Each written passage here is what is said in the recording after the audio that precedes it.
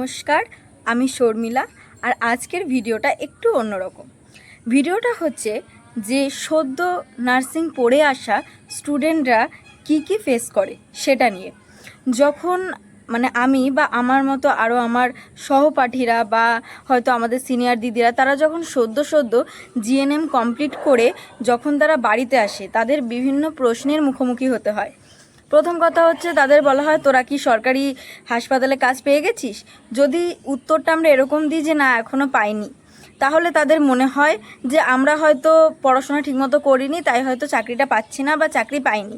ঠিক আছে, তাদের ম্যাক্সিমাম ক্ষেত্রে ধারণা বা সকলেরই ম্যাক্সিমাম এটাই ধারণা যে তুমি জিএনএম কমপ্লিট করে তুমি ওখানে পড়াশোনা শেষ করে এসছো মানেই তুমি চাকরি পেয়ে যাবে। ব্যাপারটা এরকম না। পড়াশোনা শেষ করার সাথে সাথেই যে চাকরি মুখের কাছে ধরে দেয়, ব্যাপারটা এরকম নয়ই। আমরা প্রথমে হচ্ছে জিএনএম যে থার্ড ইয়ারে যে পরীক্ষাটা হয়, সেই পরীক্ষাটা আমরা দিলাম। দেওয়ার পর আমাদের যখন রেজাল্ট আউট হয়, দেওয়ার সাথে সাথেই কিন্তু রেজাল্ট আউট হয়ে যায় না, পরীক্ষা দিতে হয়। যেরকম আর 5টা বোর্ডের পরীক্ষার পর 2-3 মাস পর রেজাল্ট আউট হয়, সেরকম আমাদেরও কিন্তু 2-3 মাস পর রেজাল্ট আউট হয়। হোস্টেল থেকে কিন্তু পরীক্ষা হয়ে যাওয়ার পর রিলিজ দিয়ে দেয়, তারপরে ম্যাক্সিমাম স্টুডেন্টরা বাড়িতে চলে আসে। তো অনেক ক্ষেত্রে কি হয়, অনেক স্টুডেন্টসরা প্রাইভেটে জব করে, তারা প্রাইভেটে কাজ করে। আবার অনেকে কি করে না, রেজাল্ট আউট হোক তারপরে প্রাইভেটে জব করবো বা রেজিস্ট্রেশন পাই তারপর প্রাইভেট জব করবে, এরকম তাদের টেন্ডেন্সি থাকে।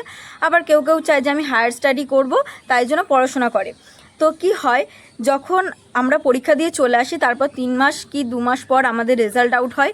রেজাল্ট আউট হওয়ার পরেও কিন্তু আমরা চাইলে পরেই একজন স্টাফ নার্স হয়ে যায় না। রেজাল্ট আউট হওয়ার পর আমাদের রেজিস্ট্রেশন দেওয়া হয়। সেই রেজিস্ট্রেশন পেতে কিন্তু আমাদের 6-7 মাসও লেগে যায় বা তার থেকে বেশিও লেগে যায়। তারপর সেই রেজিস্ট্রেশন পাওয়ার পরেই কিন্তু আমরা অ্যাকচুয়াল রেজিস্টার্ড নার্স হই। অর্থাৎ ব্যাপারটা এরকম না যে তুমি জিএনএম পড়াশোনা শেষ করে এসছো মানেই তুমি সাথে সাথে চাকরি পেয়ে যাবে বা সাথে সাথেই তারা চাকরি পেয়ে যায়, ব্যাপারটা এরকম নয়। তাই এই ভুল ধারণা, এই মিথটা আগে মাথা থেকে বার করতে হবে। দ্বিতীয়ত আর একটা কথা বলি, এই যে জিএনএমটা আমরা কিন্তু মুখ দেখে, আমাদের মুখটা দেখে কিন্তু দেওয়া হয় না। আমাদের পড়াশোনা করতে হয়, সেখানে অ্যাসাইনমেন্ট করতে হয়, ডিউটি করতে হয়। ডিউটির পাশাপাশি আমরা পড়াশোনা করি। আমরা morning shift, evening shift, night shift করেও কিন্তু সারা রাত সারা দিন জেগে কিন্তু পড়াশোনা করি, অ্যাসাইনমেন্ট লিখি, কেস প্রেজেন্টেশন, কেস স্টাডি, এই সমস্ত কিছু পড়াশোনা করার পরেই কিন্তু আমরা এই কোর্সটা কমপ্লিট করতে পারি।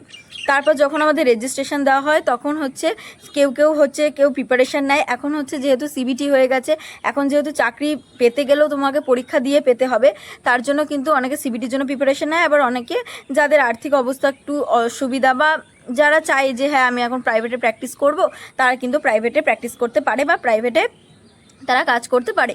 কখনোই এটা আপনাদের রাইট নেই যে কাউকে নিয়ে, একজন স্টুডেন্টকে দেখিয়ে যে হ্যাঁ আমার অমুকের মেয়ে হচ্ছে যে এই হসপিটালে কাজ করছে, তমুকের মেয়ে এই হসপিটালে কাজ করছে, এরকম বলে কখনোই যে বাড়িতে প্রিপারেশান নিচ্ছে বা যারা পড়াশোনা করছে তাদেরকে ডিমোটিভেট করাটা উচিত না।